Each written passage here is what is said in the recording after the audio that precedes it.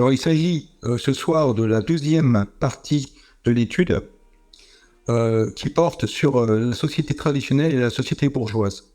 Nous faisons la distinction entre les deux.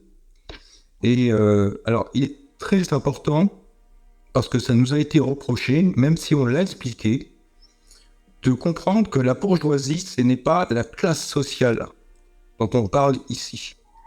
Effectivement, la bourgeoisie est d'abord une classe sociale, mais la bourgeoisie dont il s'agit ici, c'est une manière de concevoir la société.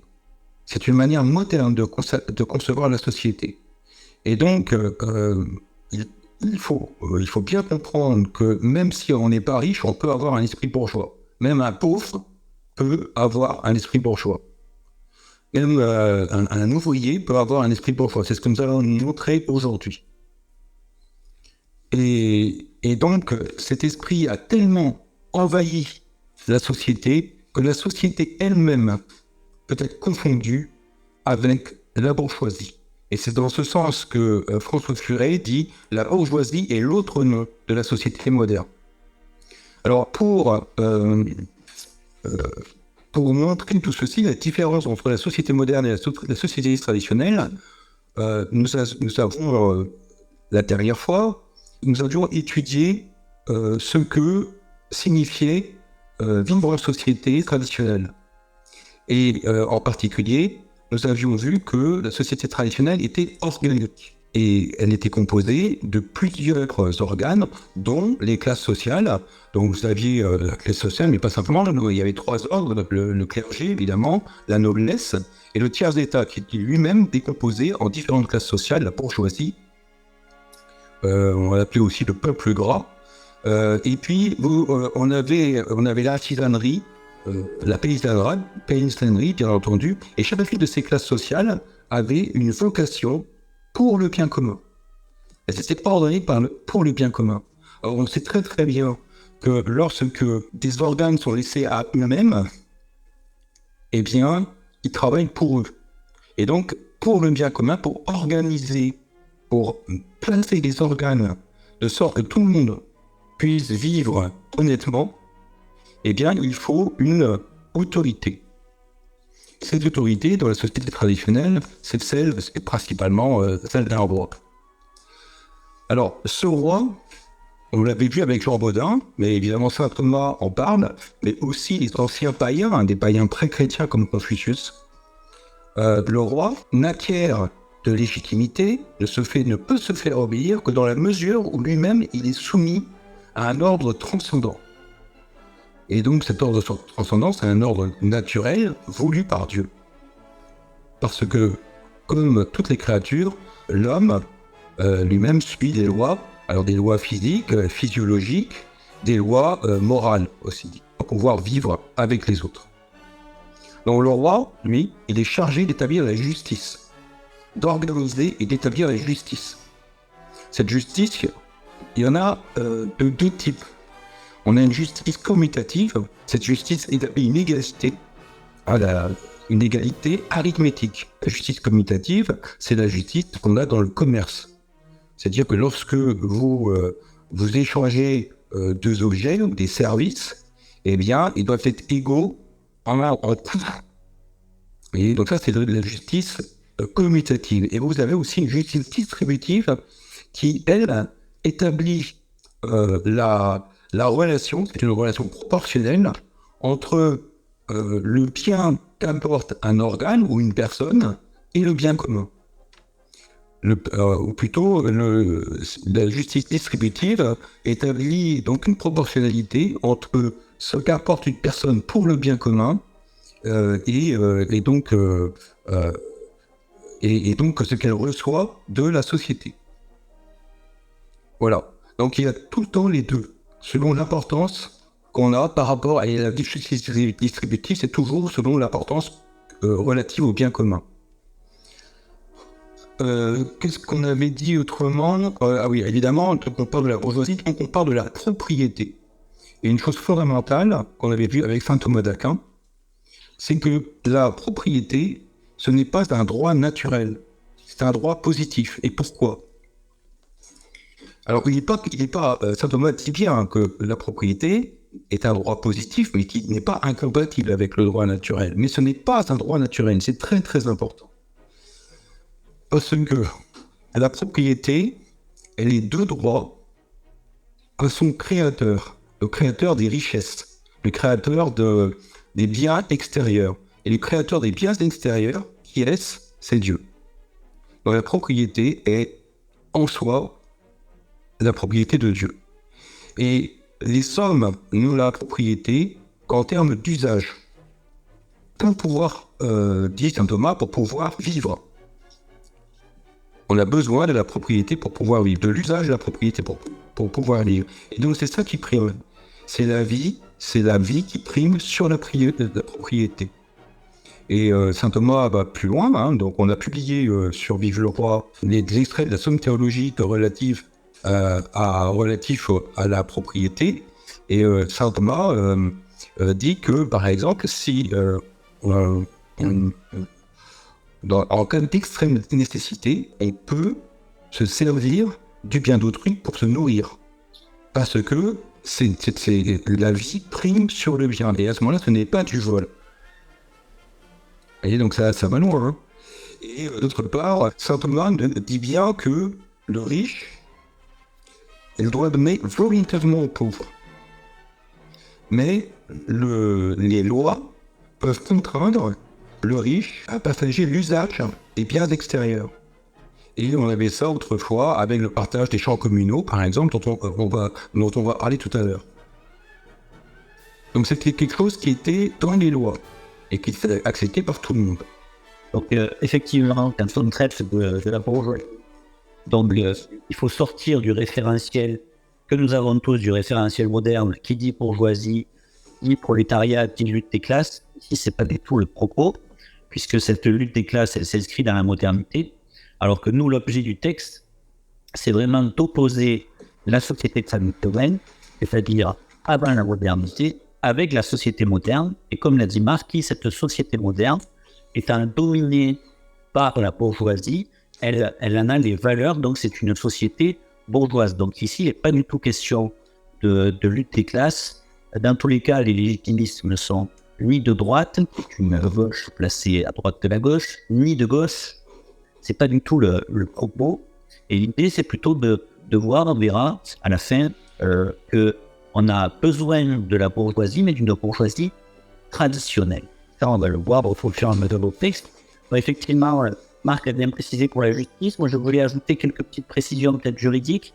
Dans le droit naturel, attention, en fonction de la lecture que vous avez, il y a le droit naturel des classiques, celui d'Aristote, celui de Cicéron, le nôtre, le droit naturel traditionnel.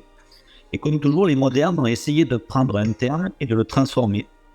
Et donc, en opposition à ça, il y a le droit naturel des modernes. Alors, je le précise parce que, par exemple, les modernes estiment que le droit de propriété est un droit naturel selon eux.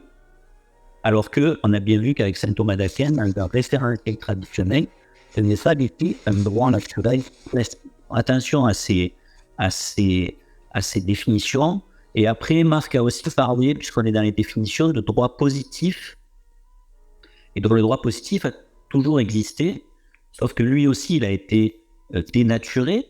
Le droit positif, à l'origine, ça vient donc de positivos, c'est finalement du latin, ça vient de transcrire, de poser la loi naturelle dans le droit des hommes. Donc, jadis, dans la société traditionnelle, il y avait une concordance entre le droit naturel et son principe, si vous préférez, et son application pour que les hommes puissent vivre avec un droit qui est encadré et qui est inférieur.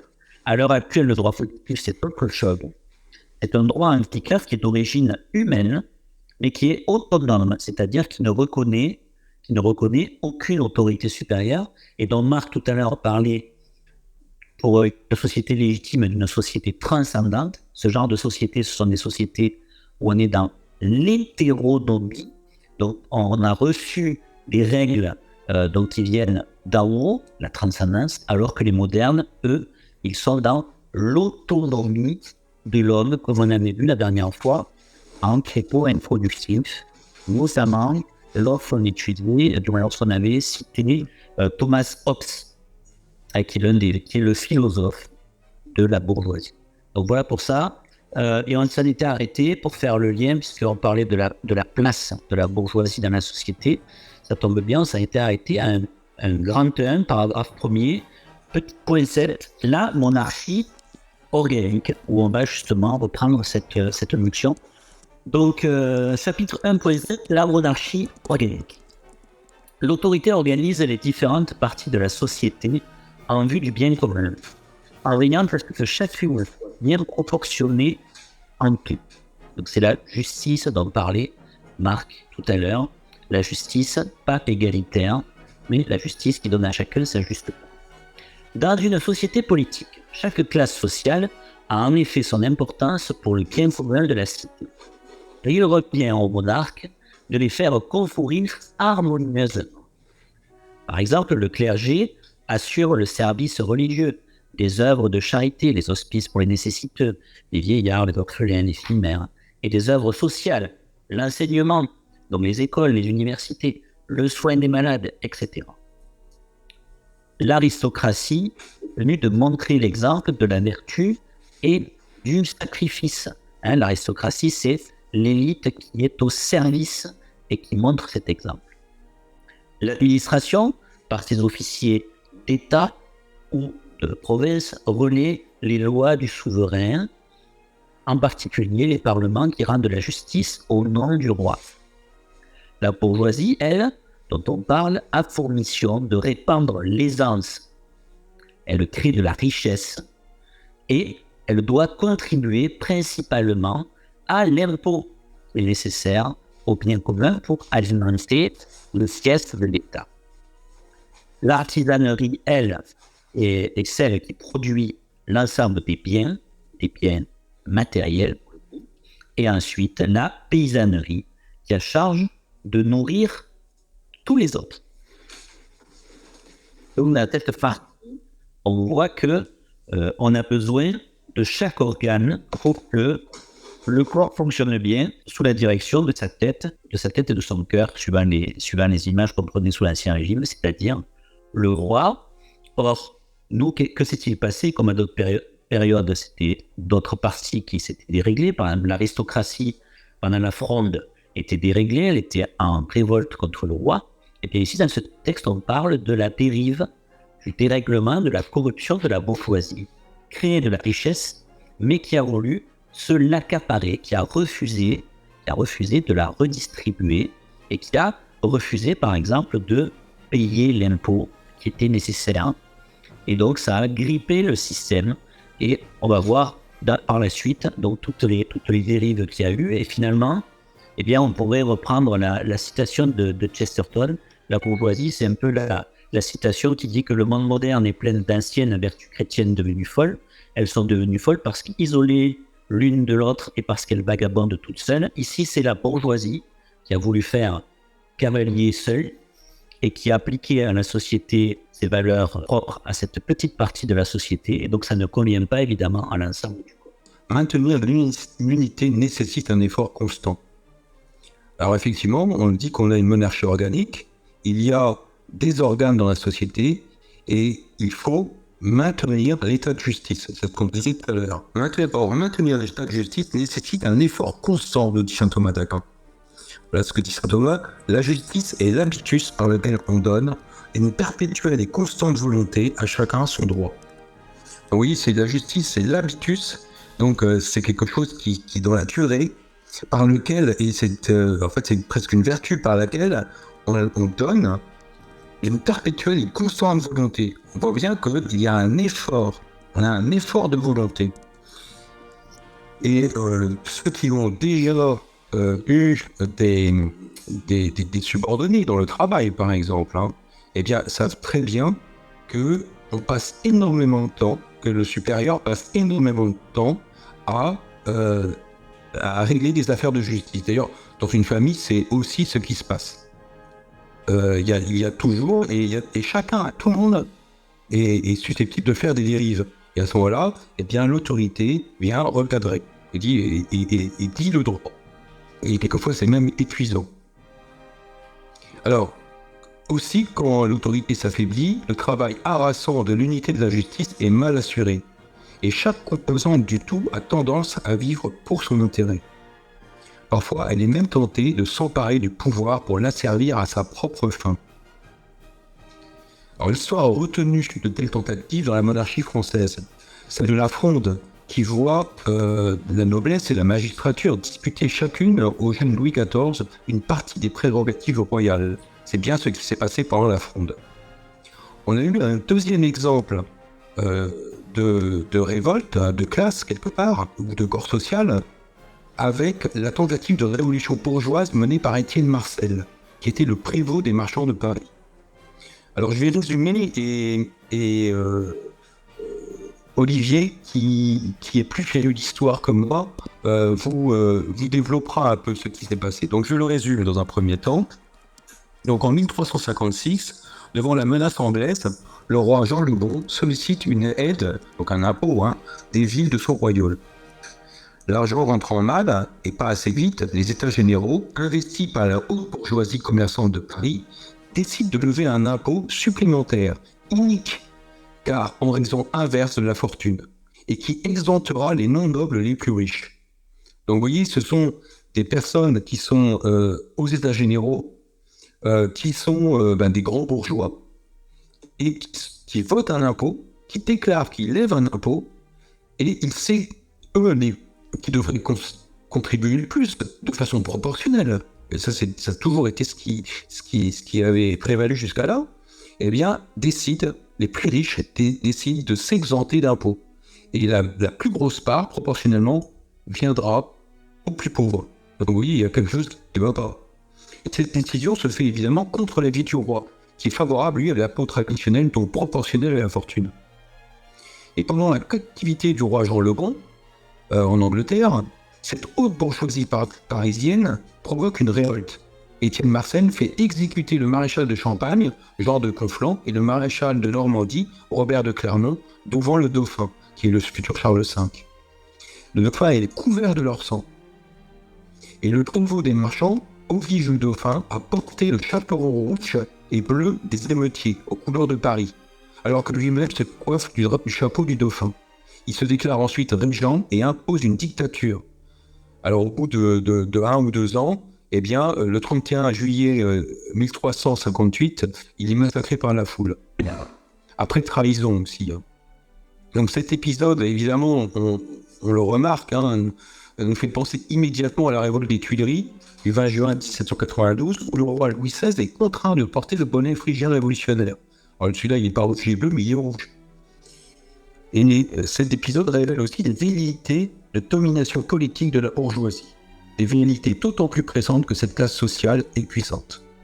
Sous Louis XIV, d'une part, donc la Fronde, effectivement, a profité donc, de la minorité du jeune Louis XIV à la mort de Louis XIII pour essayer de prendre des parties des prérogatives royales. Et donc, c'est vrai qu'il y avait une alliance entre la noblesse d'épée, va-t-on dire, et puis la magistrature, donc la noblesse d'Europe, qui voulait donc arracher donc, des parties du pouvoir absolu, c'est-à-dire sans limite, justement. Ils voulaient imposer des limites au pouvoir du roi et donc imposer des limites à la justice ensuite.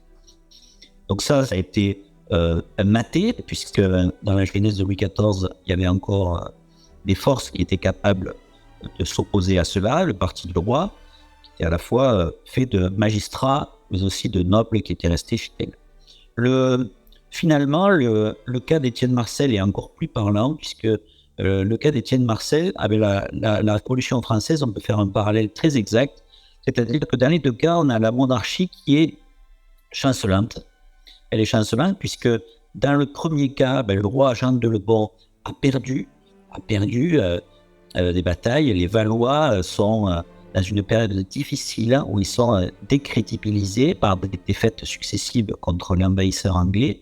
Le roi, donc dans un premier temps, demande des impôts particuliers.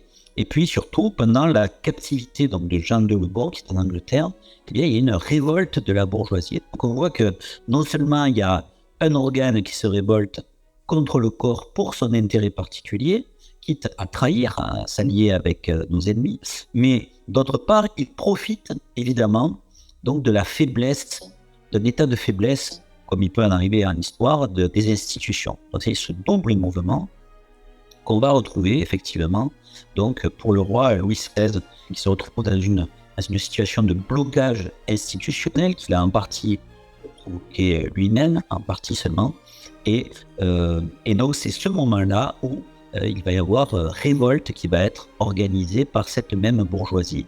Donc qui depuis longtemps rêve de s'émanciper des règles de la justice royale, puisque c'est de ça dont il est question, de ne pas avoir quelqu'un qui lui impose un impôt quand c'est juste, et de pouvoir être leur propre maître indépendamment des autres organes du royaume et donc du bien commun. Alors si la révolte sous Jean de Lebon n'a pas fonctionné, c'est qu'en face, le dauphin a eu de la chance, le futur Charles V, il a été habile également, et puis il a pu s'appuyer sur un parti de la noblesse d'épée, et donc les épées faisaient encore trembler la bourgeoisie, et donc il a pu s'appuyer là-dessus, et vous remarquerez que à l'époque de Louis XVI, eh bien, il n'y a plus d'épée dans la main de Louis XVI, puisque par exemple, les derniers corps qui lui étaient fidèles dans l'armée avaient été licenciés une dizaine d'années avant. Le roi Louis XVI, par exemple, n'a plus la maison militaire du roi, qui est l'héritière de la chevalerie. Et donc, la différence entre les deux cas, c'est que Louis XVI, lui, s'est retrouvé désarmé. Il n'a pas pu utiliser la force pour remettre en ordre la bourgeoisie. Mais voilà, dans le continuum temporel, on voit que ce sont donc des velléités qui transcendent le temps et qui appartiennent à cette classe de temps en temps quand elle est dans la dérive. Pas quand elle est dans son service habituel, mais quand elle a des ambitions qui dépassent le cadre de cet organe. Alors, effectivement, il a... ce dont on parle, ça c'est de la grande bourgeoisie. Et il faut dire aussi que toutes les classes sociales ont leurs vertus et leurs défauts. Donc, mais vous voyez que la classe sociale bourgeoise, en raison de la puissance de l'argent, la puissance que donne l'argent, est d'autant plus terrible et d'autant plus menaçante.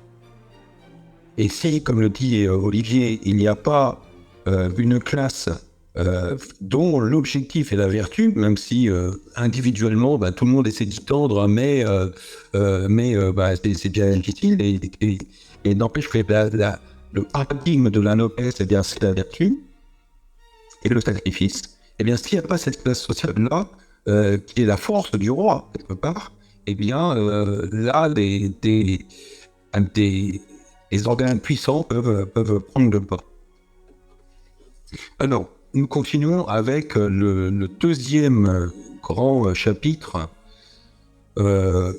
Nous avions vu donc dans le chapitre précédent la société traditionnelle, et là nous étudions la société bourgeoise, ou bourgeoisie et modernité.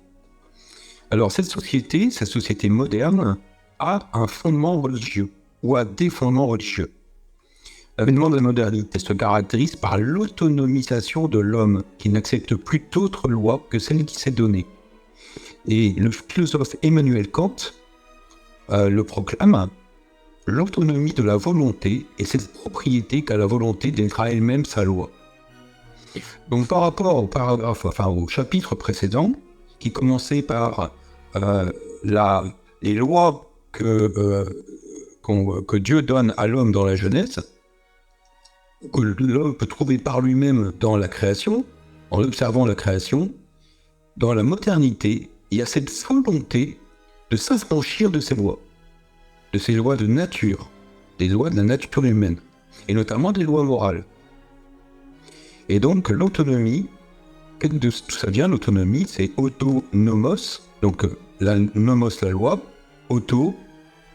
être à soi-même sa propre loi. Se donner à soi-même sa loi. Donc il s'agit évidemment d'un renversement de perspective, une surversion complète, une révolution. L'homme s'affranchit des lois de la nature, donc dont la nature humaine fait partie, pour lui en donner de nouvelles, selon sa volonté du moment. Suivant une démarche toute imprégnée de gnose, l'homme passe du statut naturel de jardinier du monde à celui de Dieu Tout-Puissant, libre de changer la nature et sa propre nature selon son utilité ou sa fantaisie. Les sociétés abandonnent alors la transcendance pour l'immanence. C'est-à-dire que la fin de l'homme, ce n'est plus la transcendance, c'est-à-dire aller au-delà, aller vers la divinité. C'est la fin de l'homme, c'est l'homme lui-même. Il faut bien comprendre que ça, c'est un fait inédit dans l'histoire des hommes. C'est-à-dire que jusqu'à la Révolution française, ces principes se matérialisent, ils couraient un peu avant dans la société, mais ils se matérialisent à ce moment-là. C'est le premier moment, véritablement, où les hommes sont dominés, du moins reconnaissent qu'ils sont autonomes, alors que dans tous les régimes précédents, qu'ils soient bons ou mauvais, les hommes reconnaissaient qu'il y avait une hétéronomie, qu'il y avait des règles au-dessus d'eux. Ils ne les respectaient pas toujours, mais ils reconnaissaient ces règles. Et là, c'est une rupture anthropologique qui est majeure. C'est la première fois, en fait, que l'homme dit « maintenant, je suis autonome ». Ça, c'est la toute première fois que c'est mis en œuvre. Donc, c'est très important de le comprendre. Et d'autre part, je voulais juste donner peut-être pour nos camarades, peut-être une définition de la gnose, puisqu'on en a parlé. Donc, une démarche imprégnée de gnose. Donc, la gnose, sans rentrer dans le détail, on pourrait dire que la gnose, c'est comme une hydre. Elle a eu différentes manifestations au cours de l'histoire. Elle est là depuis l'origine du monde. Qu'est-ce que c'est qui la caractérise? C'est une religion à mystère. Donc, déjà, c'est une religion. Deuxièmement, c'est la religion de l'homme. À mystère, ça veut dire que c'est une religion dans laquelle on progresse selon une initiation, selon des rites initiatiques. Et qu'est-ce qu'on apprend au fur et à mesure de cette initiation? On apprend ce qu'était, entre guillemets, la tradition originaire, la tradition des premiers temps, qui est tout simplement une contre-révélation, en fait. Donc c'est une contre-religion catholique. Et donc elle a eu différentes manifestations, et dans les valeurs de la gnose, l'homme se veut avoir une âme divine emprisonnée dans la matière par un vilain dieu, le nôtre, les dieux de la Trinité. Et en fait, par sa propre initiation, il peut devenir un dieu qui s'affranchit de toute règle, puisque ça devient un dieu. Et donc, l'autonomie de l'homme, on le verra plus tard même, de pouvoir changer de sexe si on a envie, tuer des bébés avec de l'avortement, se débarrasser des personnes âgées avec l'euthanasie, etc. Il n'y a plus aucune règle morale en raison de cela. Donc c'est pour cela qu'on dit que c'est une démarche imprégnée de gnose. Voilà ce que vous voyez. Oui, et puis donc effectivement, on voit que ça s'oppose à la vie dont il était un impératif, dont Dieu a fait un impératif dans la Bible. Des croissez, multipliez-vous. Et là, toutes ces choses que tu as montrées, là, que tu as dites, l'avortement, l'euthanasie, effectivement, ces choses-là ont été soulignées par des grands universitaires comme Jean-Louis Harwell pour dire, mais attention, ça, c'est très très vieux comme système. C'est le système des cathares, c'est le système qui était défendu par les premiers gnostiques. Et tout est dans le contrat RSS de Saint-Irénée de Lyon, qui dénonce les gnoses de l'époque. Mais déjà, tout est dedans. Donc c'est très très intéressant de voir que, du point de vue de la filiation, l'autonomie de l'homme, eh bien c'est très très ancien. C'est l'anti-révélation, comme l'a dit Olivier. Donc selon ce nouveau schéma, l'homme devient son propre Dieu. C'est ainsi que très vite, la Révolution française de 1789 instaure le culte de la déesse Raison lors de la fête de la Fédération le 14 juillet 1790. L'historien révolutionnaire Jules Michelet, du 19e siècle, explique la nouvelle religion. Il dit « La Révolution n'adopta aucune église. Pourquoi ? C'est qu'elle était elle-même, elles étaient une église elle-même. Donc la Révolution est une église qui va permettre à l'homme de s'autonomiser, de s'affranchir, et qui va permettre l'immanence. Un vaste effort est réalisé pour affranchir la philosophie de la métaphysique, cette science rigoureuse de l'être. La métaphysique, c'est la science de l'être. Et elle est héritée de la pensée grecque et adoptée par la chrétienté catholique. Elle permet entre autres de remonter rationnellement à l'existence de Dieu. Et faute de pouvoir sérieusement la réfuter, on la dénigre. À l'instar de Thomas Hobbes, donc de 1580, non, c'est les dates de naissance 1589, 99, 779. Et Thomas Hobbes est le père de la modernité anglo-saxonne et de la philosophie bourgeoise. Alors, il est reconnu comme tel par quelqu'un comme Hannah Arendt, par exemple. Mais par la plupart des philosophes, maintenant, Thomas Hobbes est le père de la philosophie bourgeoise. Alors, que dit Thomas Hobbes ? Thomas Hobbes nourrit une aversion totale contre la scolastique, contre la métaphysique traditionnelle. Et il ne va pas la réfuter. Il va la dénigrer. Il dit, dans le Législateur, et il dit partout en fait, il n'existe rien de si absurde que certains des anciens philosophes, comme le Cicéron, qui était l'un des leurs, les soutenus. Et je crois qu'il n'est guère possible de dire quelque chose de plus absurde que ce que l'on appelle aujourd'hui la métaphysique d'Aristote, ni de plus incompatible avec le gouvernement que ce qu'il a dit dans sa politique, ni de plus ignorant que son éthique. Alors Aristote, c'est le plus grand métaphysicien de tous les temps. Il y a des colloques, actuellement encore, sur une page d'Aristote. Des colloques universitaires qui portent sur une page d'Aristote, tellement c'est puissant, tellement ça recèle de sujets, de portes à ouvrir. Et lui, il balaye tout ça d'un revers de main. Il va imposer une nouvelle philosophie qui va être adoptée par par la plupart des modernes. Donc, de nouvelles philosophies à prétention scientifique, mais fondées sur le mythe gnostique du progrès de l'humanité, voient le jour. Elles proclament tout l'homme Dieu. Ainsi, le positivisme d'Auguste Comte. Donc, le positivisme d'Auguste Comte va donner ce que tu disais tout à l'heure, c'est pas le droit positif, mais moderne.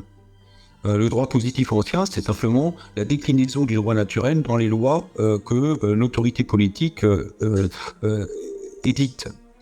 Le droit positif moderne, c'est le droit, quelque part, héritier du positivisme d'Auguste Comte. Alors, il faut un peu définir ce que c'est le positivisme d'Auguste Comte. Donc, celui-ci, donc le positivisme, pèse encore très très lourdement sur l'enseignement du droit en France. Et il se propose, Auguste Comte, principalement, il fait tout son édifice pour organiser la société sans Dieu ni roi. Et alors c'est très important ça. Pourquoi sans Dieu ni roi ? Parce que nous avons vu dans le chapitre précédent que le roi n'est légitime que s'il fait passer dans ses lois la loi naturelle. Il est obéi, il est aimé parce que il fait grandir tout le monde, parce qu'il permet l'exercice de la loi naturelle. Et les modernes qui sont opposés, qui veulent s'affranchir de l'hétéronomie, qui veulent s'affranchir, qui veulent s'autonomiser, eh bien veulent s'affranchir de Dieu. Et évidemment, ils veulent s'affranchir de son lieutenant, qui est le roi.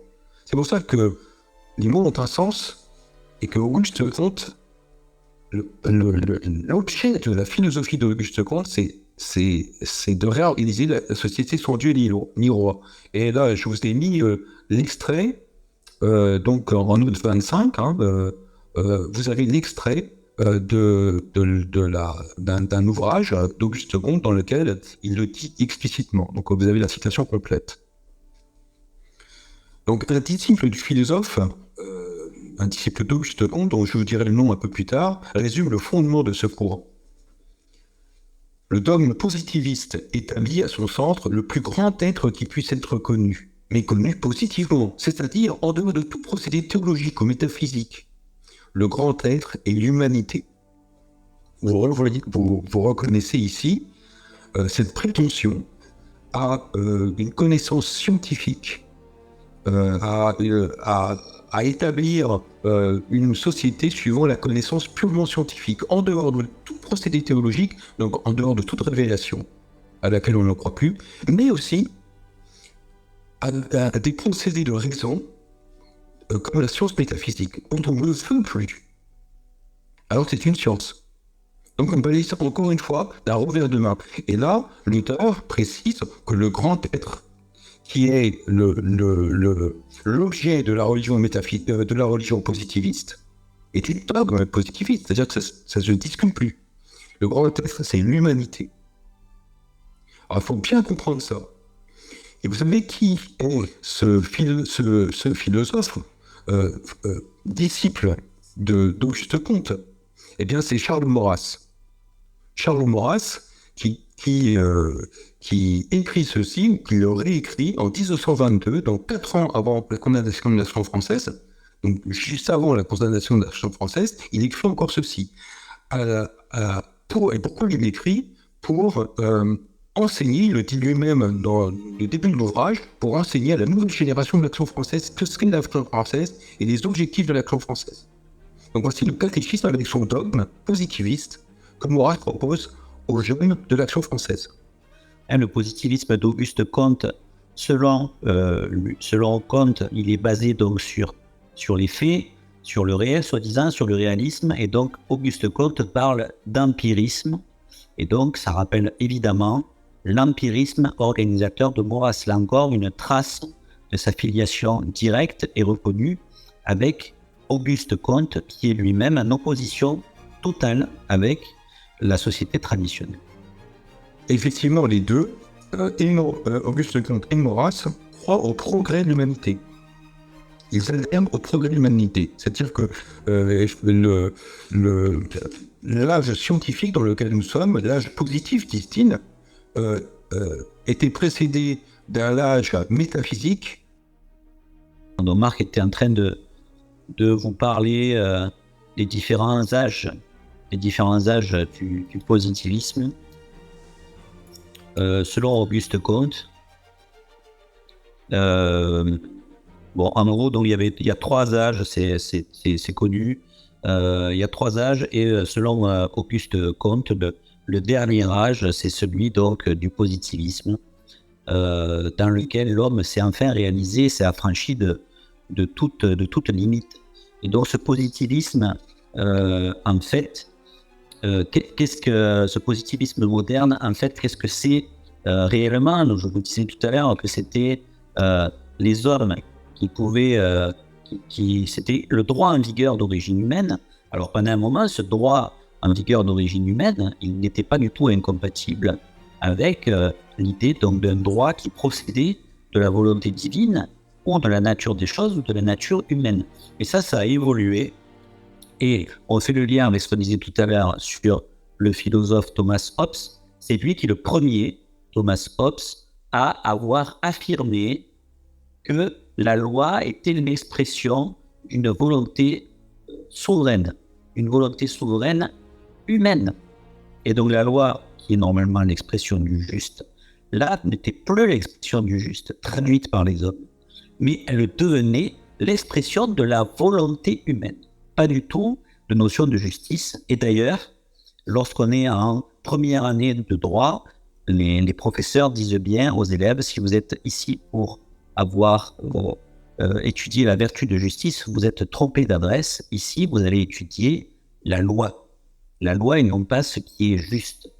Et donc, ce positivisme juridique, donc, qui est né avec Thomas Hobbes, développé donc au fil du temps par Auguste Comte, pour en revenir à lui, qu'est-ce qu'il va dire? Eh bien, il va se cantonner finalement à une étude formelle de la loi, et c'est pour ça qu'on va avoir autant de textes, autant d'études sur la lettre de la loi. Finalement, on va peu s'intéresser à l'esprit de ce qui est juste, voire même à l'esprit de la loi. Il y a une tentative d'être très formaliste, de dire voilà, le souverain a donné telle loi et il faut l'appliquer. Ça permet de faire une ouverture qu'on ne traitera pas ici, mais de soulever le problème de la souveraineté. Il faut que vous soyez conscient que la souveraineté n'est pas un principe traditionnel et que le positivisme donc juridique, eh bien, c'est une théorie étatiste qui repose sur le principe de souveraineté. Et donc, il faudra une autre fois venir questionner cette souveraineté qui n'a pas de limite. Et donc, si elle n'a pas de limite, ça peut être la porte ouverte à une certaine autonomie de l'homme. D'autre part, pour critiquer un petit peu le système actuel de ce positivisme, et donc de ce positivisme bourgeois, c'est que la loi humaine, elle peut changer, elle n'a pas de limite. C'est le souverain, quel qu'il soit, un parlement, un dictateur, peu importe, le souverain qui décide la loi. Et donc cette loi n'est plus du tout une limite.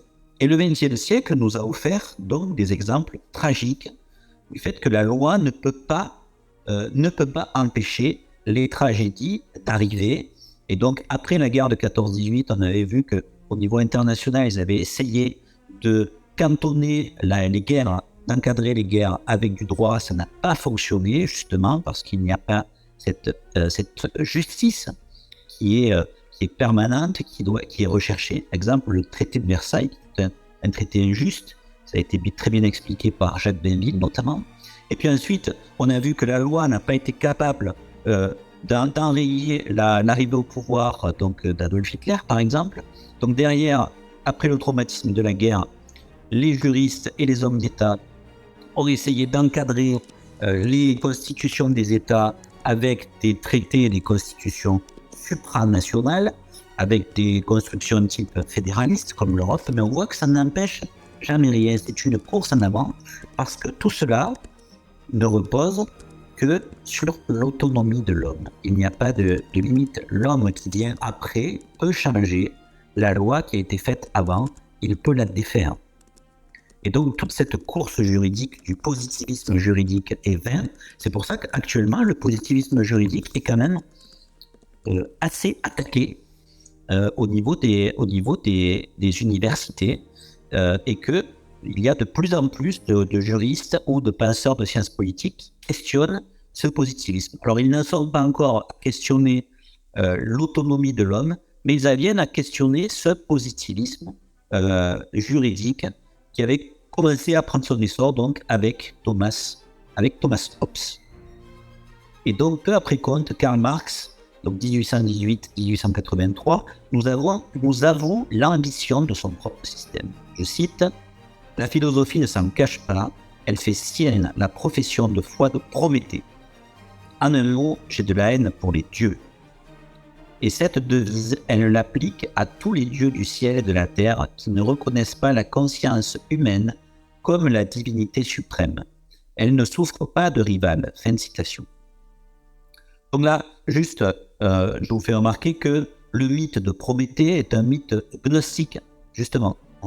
Le gentil dieu Prométhée ou héros Prométhée qui est venu apporter la connaissance de l'initiation aux hommes pour qu'ils soient éveillés, et le vilain dieu, le nôtre, le dieu des catholiques, c'est ce qui sous-tend le thème, qui a puni Prométhée pour avoir donné l'initiation, etc., etc. Donc on est encore dans la mythologie gnostique, et on voit bien qu'on est dans l'autonomie de l'homme par rapport à toute autre norme que celle qu'il a bien voulu se fixer. Autonomie, immanence, gardez bien ce vocabulaire en tête, s'oppose à l'hétéronomie ou à la transcendance, un principe horizontal contre un principe vertical, traditionnel. Et donc nous poursuivons notre lecture, et aujourd'hui encore, cette même volonté, donc de nos jours, anime les philosophes modernes, à l'instar de l'ancien ministre Luc Ferry, qui est né en 1951 et qui déclare dans son livre « L'homme-dieu ou le sens de la vie », je cite, « Pour le pire comme pour le meilleur, notre univers laïque tend donc à récuser toute référence à ce qui est extérieur aux hommes au nom d'une exigence sans cesse accrue d'autonomie. » Je pense que la citation est assez claire. Vous noterez le tout début où l'auteur nous dit « pour le pire comme pour le meilleur ». Pour le pire comme pour le meilleur. Donc on voit bien qu'il se rend bien compte que ce n'est pas satisfaisant dans un référentiel où on viserait le bien commun. La démocratie ou le régime ad hoc de la modernité. 1789 voit le triomphe politique du principe moderne d'autonomie de l'homme et, par la Déclaration des droits de l'homme et du citoyen, l'Église révolutionnaire en donne le credo. Le principe de toute souveraineté réside essentiellement dans la nation.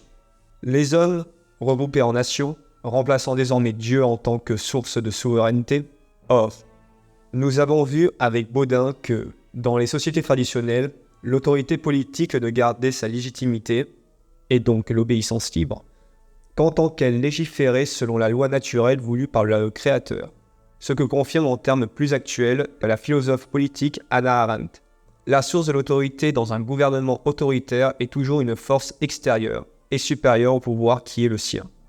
C'est toujours de cette source, de cette force extérieure qui transcende le domaine politique, que les autorités tirent leur autorité, c'est-à-dire leur légitimité, et celle-ci peut borner leur pouvoir. Aussi, les bornes naturelles de l'autorité, ainsi que l'autorité elle-même, disparaissent-elles avec l'abandon de la transcendance divine et de sa loi naturelle, pour laisser la place à un pouvoir politique moderne libre de croître sans limite. Merci Valentin. Donc, si on repart donc déjà au niveau du titre, donc la démocratie ou le régime ad hoc, c'est-à-dire le régime qui convient, le régime le plus adapté de la modernité. Donc déjà ici, il faut définir démocratie. Alors attention, on n'est pas dans la définition pure du terme démocratie tel que les Grecs l'entendaient. Il y a aussi une évolution des mots. La démocratie dans l'ancien temps, dans l'Antiquité, c'était le pouvoir du peuple, mais exercé réellement par le peuple. Il y avait ensuite dans les régimes aristocratiques où c'était une minorité, une élite ou une minorité qui détenait le pouvoir, et ensuite il y avait soit une monarchie, soit une tyrannie où il y avait une seule personne qui détenait le pouvoir. Là ici, la démocratie, il faut la prendre dans son acception moderne, c'est-à-dire les régimes actuels. Les régimes actuels sont dits démocratiques alors qu'en fait ce sont des régimes aristocratiques, oligarchiques, c'est-à-dire ce sont des régimes représentatifs. Ce n'est pas nous autres qui nous rendons à l'agora pour voter à main levée de toutes les lois, bien évidemment. Ce sont donc nos représentants qui décident pour nous et qui ont un mandat impératif, je vous rappelle, donc qui n'ont aucun compte à nous rendre et qui, en France en tout cas, représentent la volonté du peuple souverain et non pas leur circonscription. Donc quand votre député, même si un bon légitimiste, je suis sûr que vous ne votez pas, mais votre député, le député de votre circonscription, lorsqu'il décide, il ne décide pas selon ce que vous souhaitez, selon ce que la majorité des citoyens de la circonscription veulent.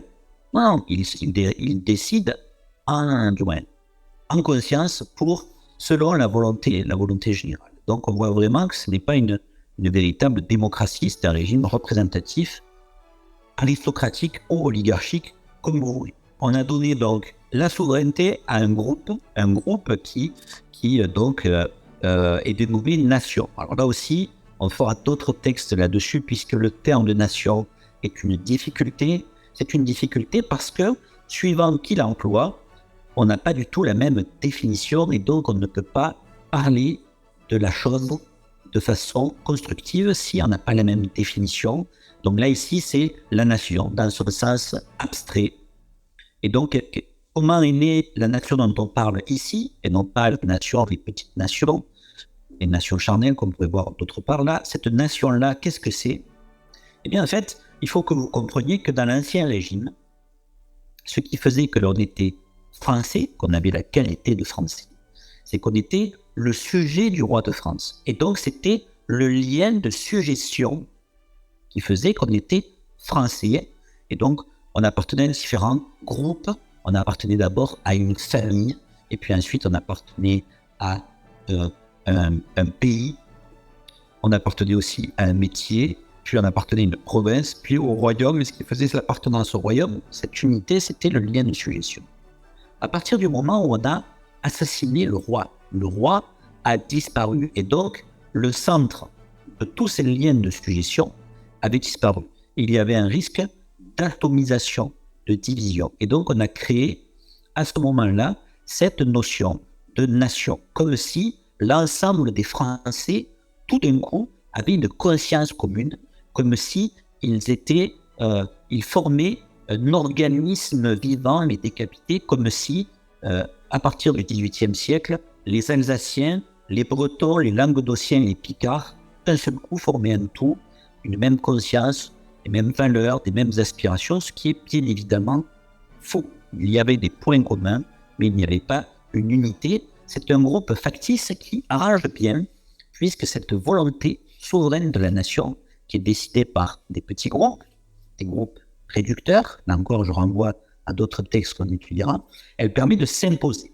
Ça fait le lien avec la suite de ce paragraphe, puisque cette nation va pouvoir imposer sa volonté, mais je vous rappelle qu'il n'y a pas de transcendance. Et donc on n'est pas dans le cadre d'une autorité, on est dans le cadre d'un pouvoir politique. Et là encore, c'est nouveau par rapport à l'ancien temps. Au niveau anthropologique, c'est révolutionnaire, effectivement. Et là, on va avoir un pouvoir qui va s'imposer par la force.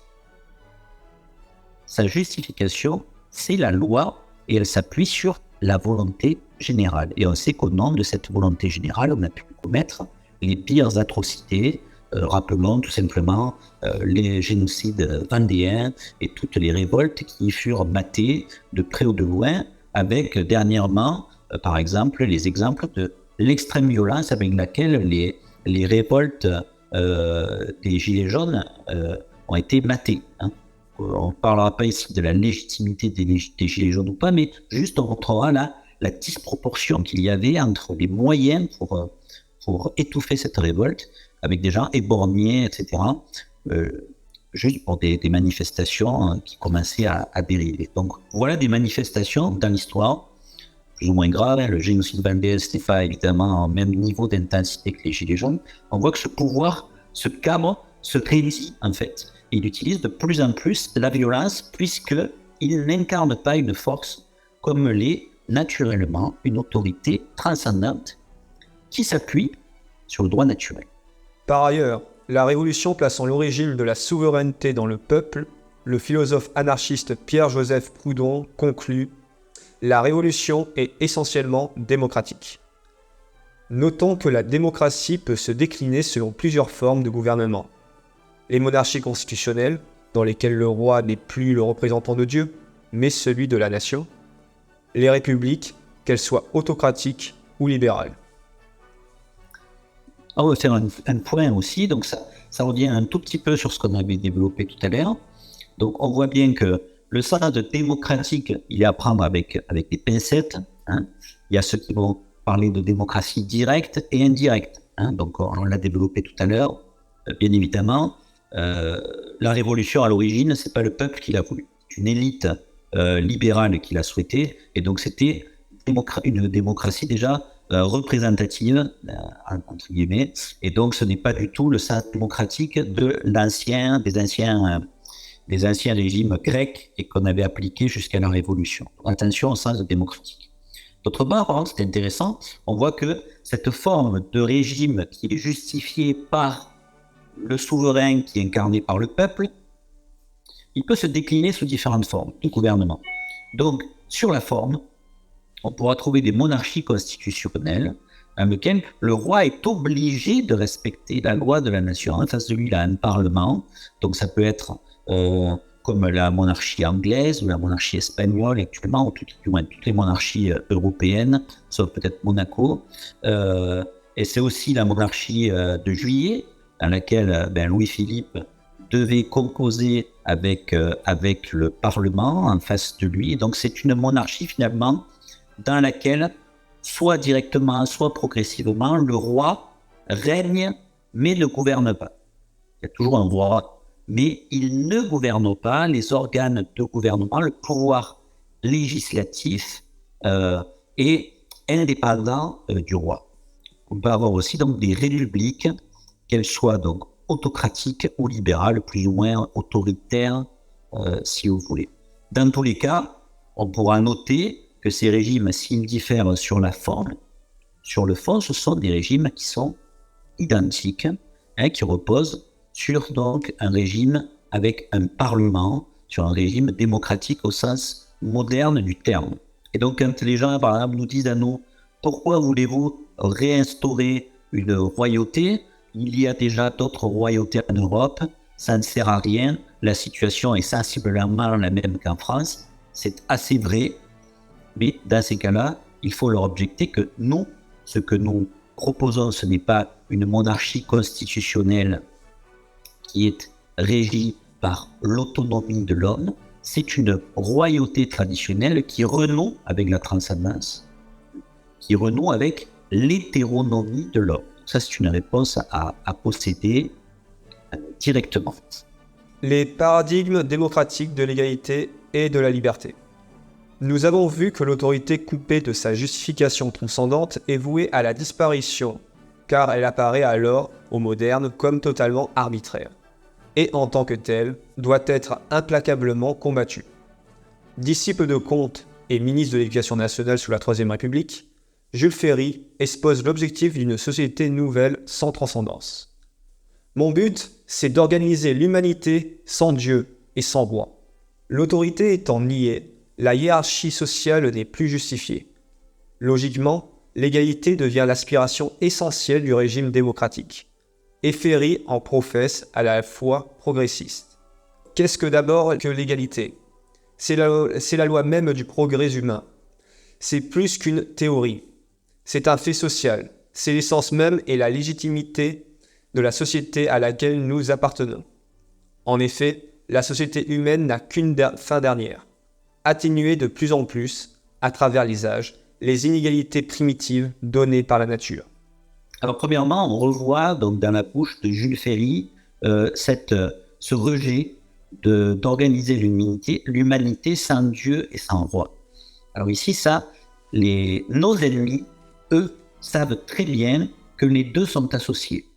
Et ici, on pourrait faire une petite critique à l'égard des catholiques qui, pour un certain nombre d'entre eux, depuis le ralliement, qui pensent qu'on pourra restaurer une société qui sert le bien commun en servant Dieu, mais sans roi.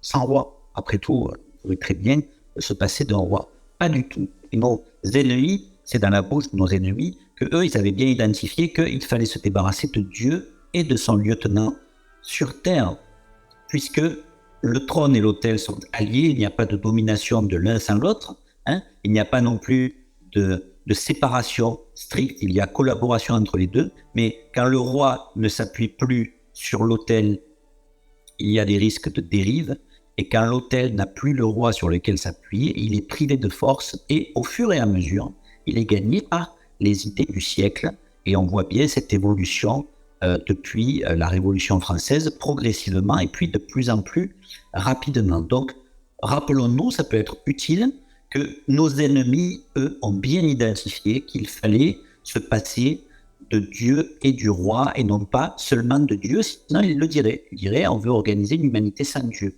Eux, ils désignent bien leurs deux ennemis qui sont intrinsèquement liés, Dieu et son lieutenant sur terre.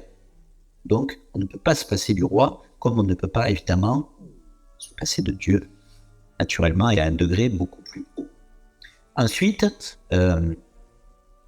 puisqu'il n'y a plus, donc, de principe d'autorité directement énoncée, la hiérarchie sociale, donc, se disloque.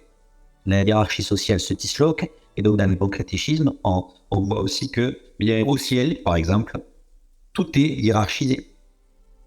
Le cœur des anges, etc., etc. Alors que, en enfer, tout le monde est à égalité dans des souffrances différentes, mais à égalité. Donc le principe d'horizontalité, il est pour l'enfer, et le principe de verticalité est pour le ciel. Oui, indépendamment de ces considérations théologiques, de façon plus politique, on n'est pas obligé de parler de théologie, eh bien, s'il n'y a plus d'autorité légitime, tout le monde a envie d'avoir les mêmes droits. Naturellement, on ne reconnaît pas de hiérarchie naturelle, et donc le voisin, le parent, tout le monde veut avoir les mêmes choses que les autres, donc on tend vers l'égalité, qui devient une aspiration essentielle, ça devient le moteur de la société, en tout cas ça devient un vice sur lequel s'appuient nos politiques.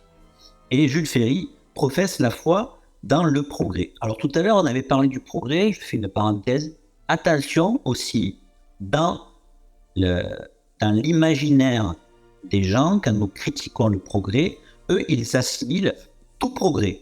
Ici, on parle du progrès politique, parce que je crois qu'aucun d'entre nous ne serait pour revenir en arrière et se passer de la machine à laver, par exemple. Donc, attention, dans une discussion, ou dans votre esprit, d'avoir une véritable séparation. Le progrès scientifique, lui, progresse depuis toujours, et il doit être encadré, mais pour certaines choses, tant mieux, évidemment, on peut se déplacer plus vite, on peut faire des réunions par Internet, alors que nous sommes tous séparés par des grandes distances, etc., etc. Ça n'a rien à voir avec le progrès politique. Donc là, on parle du progrès politique. Ne laissez pas amalgamer le progrès politique avec le progrès technologique. Nous ne sommes pas des ennemis du progrès technologique, tant qu'il sert le bien commun, évidemment. Alors, Jules Ferry, lui, met l'égalité au cœur donc des choses. Sachez que quand même, ce principe d'égalité est quand même très français. Il est quand même très français, il est à la base rousseauiste, et dans les pays anglo-saxons, il est beaucoup moins partagé, où ils ont une plus grande influence de Hobbes. Donc, l'égalité existe dans les pays anglo-saxons, mais elle est beaucoup moins prononcée que dans les territoires qui ont une culture politique et juridique influencée par la France. On peut continuer, je pense, Valentin.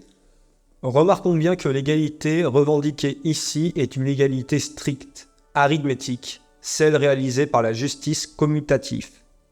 En revanche, la justice distributive est oubliée, qui récompense à proportion l'importance du service que la partie rend au tout. Saint Thomas nous disait en amont que l'accent est donné dans les démocraties à la liberté.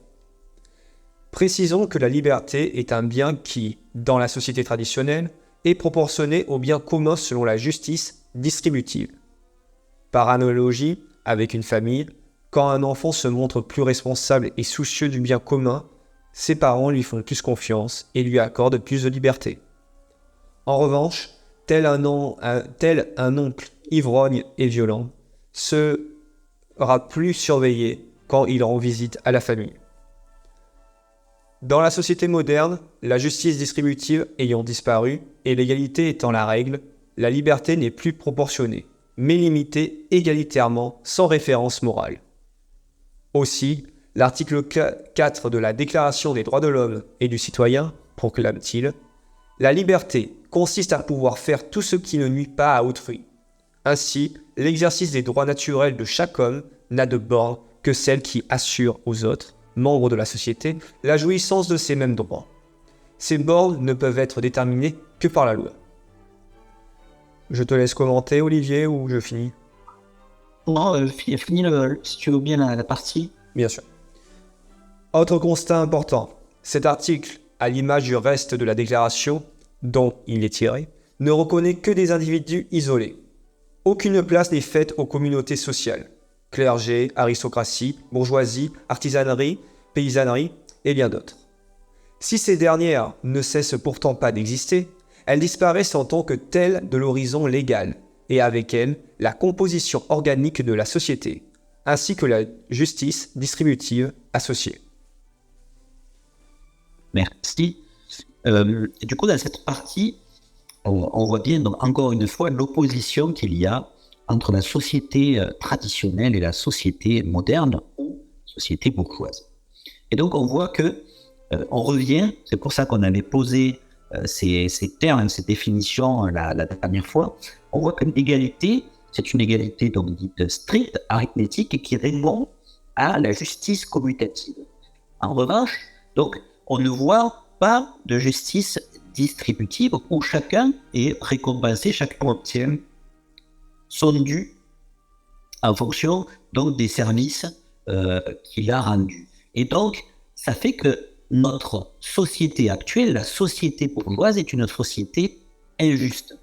Et ça, c'est très important parce que les gens de nos jours, tous, du moins les gens, nous-mêmes, tous, nous sommes très sensibles à la justice. Mais les gens utilisent un autre vocabulaire. Ils vont parler d'égalité. Et donc là, quand on est en train d'expliquer la société traditionnelle aux gens, ou quand on est en train de critiquer la société moderne, il faut comprendre le vocabulaire qu'ils utilisent et non leur donner notre propre vocabulaire. Si on prenons un exemple, la devise de la République française, la France devise, liberté, égalité, fraternité. Donc, soit dit en passant, c'est une devise gnostique qui a été imposée par les maçons, c'est une parenthèse. Mais si on la regarde comme ça, spontanément, les gens, qu'est-ce qu'ils voient eux? Ils voient les libertés. Tout le monde est attaché aux libertés. Mais on verra que ce n'est pas la même notion de liberté. Ils voient l'égalité. Et eux, par égalité, ils croient comprendre justice distributive. Or, ce n'est pas du tout ça, c'est une égalité stricte. Et fraternité, avoir des liens fraternels, c'est quelque chose de très flou. Nous, il faut qu'on leur dise attention. Qu'est-ce qu'on entend par liberté? Bien sûr que l'ancien régime était le régime qui défendait le plus les libertés, et d'ailleurs ces libertés ont été abolies. Les privilèges n'étaient qu'une somme de libertés, et il y avait beaucoup plus de liberté dans la société traditionnelle. Donc nous aussi, nous sommes pour la liberté, les vraies libertés concrètes face à une liberté idéalisée que l'on ne voit pas. On voit bien que la loi nous impose beaucoup de choses. Quand les gens vont nous parler d'égalité, et notamment les gens qui sont de sensibilité de gauche, en fait, il faudrait dire, mais ça n'a pas de sens. L'égalité n'existe pas. Et puis, on ne peut pas avoir une égalité stricte. Ce que vous voulez, c'est la justice. La justice, donc, distributive. Il en va de même pour l'état de droit. Actuellement, les journalistes, les politiques, la bien-pensance, nous rabâchent ce terme d'état de droit qui serait souhaitable. L'état de droit, c'est l'état dans lequel on applique la loi. Mais ça, les Français s'en moquent de ça. C'est du légalisme. Au fond, que recherchent les Français? Qu'est-ce qu'ils souhaitent réellement? Que souhaitent tous les hommes sur Terre? Ils souhaitent un état de justice et non pas un état de droit. Donc on voit que tous ces termes sont soit galvaudés, soit diminués, soit mauvais, puisqu'on est toujours et encore dans un système d'autonomie de l'homme. Et nous devons leur opposer, donc, la transcendance, l'hétéronomie qui nous permettra de proposer, de tendre vers, puisqu'il n'y a pas de régime parfait, de tendre vers la justice distributive. Donc, saint Thomas nous le dit bien. Ensuite, il nous dit que les gens, dans les régimes démocratiques, souhaitent la liberté. Alors, attention, là c'est pareil, c'est pas la liberté dans le sens actuel, donc le texte est un peu plus compliqué. Saint Thomas nous dit qu'en fonction de du régime que l'on a, on tend vers quelque chose. Par exemple, les sociétés aristocratiques tendraient vers l'honneur, la démocratie vers la liberté. C'est l'aspiration profonde des gens qui souhaitent pouvoir vivre librement. Mais là, il convient de rappeler que dans la bouche de saint Thomas, la liberté, elle a une définition bien particulière. Alors qu'on retrouve dans notre catéchisme traditionnel, c'est la liberté, ce n'est que la capacité à se mouvoir dans le bien. Ça veut dire que l'homme ne peut pas faire ce qu'il veut. Il peut faire ce qu'il veut dans le cadre du bien, et uniquement dans le cadre du bien. Donc c'est une liberté qui est limitée au bien. La capacité à se mouvoir dans le bien. Donc, on voit bien qu'il y a une différence. Là, ici, la liberté, le principe énoncé, dans un cadre d'immanence, c'est l'homme fait ce qu'il veut. Il fait à la mesure de sa propre volonté. Il peut changer le bien en mal. La loi de la République, par exemple, a dit pendant un moment, pour préserver l'ordre social, le divorce c'est mal. Et puis maintenant, elle nous dit, le divorce c'est bien. La loi positive disait, dans les années encore après-guerre, l'avortement c'est mal. Encore une fois, pour préserver un certain ordre bourgeois. Maintenant, on nous dit, l'avortement c'est bien. On voit qu'on peut dire tout et son contraire, puisqu'il n'y a pas de principe supérieur qui limiterait notre liberté et qui déterminerait un bien et un mal. Donc le mal n'est pas admis par définition. Si on continue, donc dans la société moderne, on a vu que la justice distributive, comme elle a disparu, la liberté n'est plus proportionné non plus à nos mérites. Il y avait l'exemple donc de l'enfant responsable à qui on va confier de plus en plus de responsabilités. Le scout qui monte au fur et à mesure des années, à qui on va confier de plus en plus de responsabilités. L'employé, etc., etc. On pourrait multiplier les exemples. Donc cette liberté qui sert le bien, elle est aussi à la mesure donc de la justice distributive. Mais pour les modernes, ce n'est pas du tout ça. La liberté, elle-là, va s'arrêter pour les rédacteurs notamment de la Déclaration des droits de l'homme et du citoyen de 1789. Ça reprend les théories de Rousseau. À l'origine, les hommes vivaient seuls, ils étaient souverains et ils ont consenti pour leur sécurité à renoncer à une part de leur souveraineté, mais donc leur liberté, elle s'arrête quand? Elle s'arrête tant qu'elle ne dérange pas la liberté des autres. Donc c'est très grave puisqu'il y a encore donc une horizontalité et que la cause finale, ce n'est pas le bien commun, mais c'est de ne pas gêner l'exercice de la liberté d'autrui. On peut faire ce que l'on veut dans le bien ou dans le mal tant qu'on ne gêne pas cette liberté de l'autre.